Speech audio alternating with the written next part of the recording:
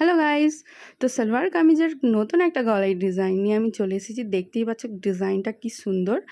তো এটা হচ্ছে সালোয়ার কামিজের ফ্রন্ট পার্ট। আমি ওপরের পার্টটাকে কেটে নিয়েছি। এবার ওপরের পার্টে পুটের দিকে 3 ইঞ্চি নিলাম আর ওপর থেকে নিচের দিকে 6 ইঞ্চি নিলাম।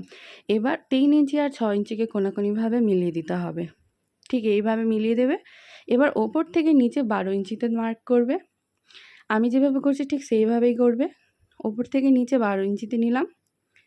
এবার এই যে 12 ইঞ্চিটা নিয়েছি এখান থেকে আরও হাফ ইঞ্চি নিয়ে নিচ্ছি।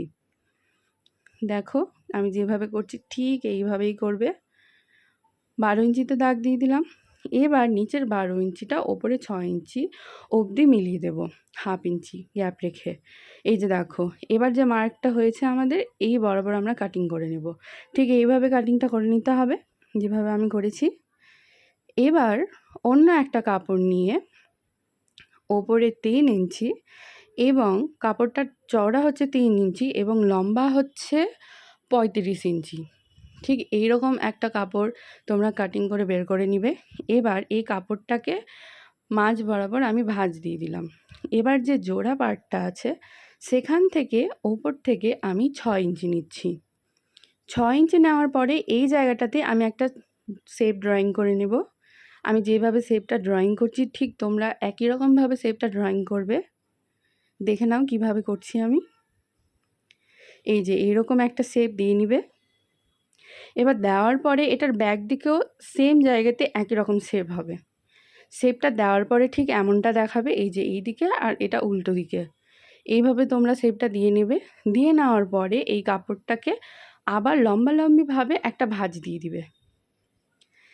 দেওয়ার পরে এখানে একটা সেলাই লাগিয়ে নেবে, এদিকেও একটা সেলাই লাগিয়ে নেবে। সেলাই করার পরে কাটিং করে নেবে। এই যে এটা আমি কেটে নিয়েছি। এবার কাপড়টাকে উল্টে নিবে, উল্টে সোজা করে নেবে।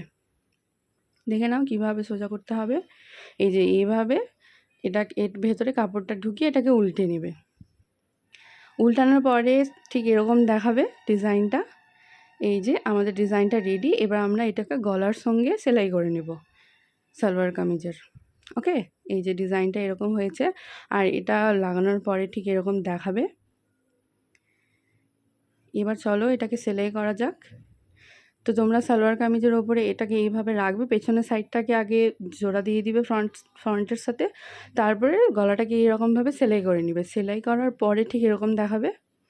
এবার নিচের দিকেও ঢুকিয়ে ওটাকে একটু মুড়িয়ে সেলাই করে নিতে হবে। সেলাই করার পরে এই যে একটা লেস নিয়ে নিয়েছি ম্যাচিং করে। তোমরা লাগাতেও পারো নাও লাগাতে পারো, কিন্তু লাগালে খুব সুন্দর লাগে আর কি দেখতে।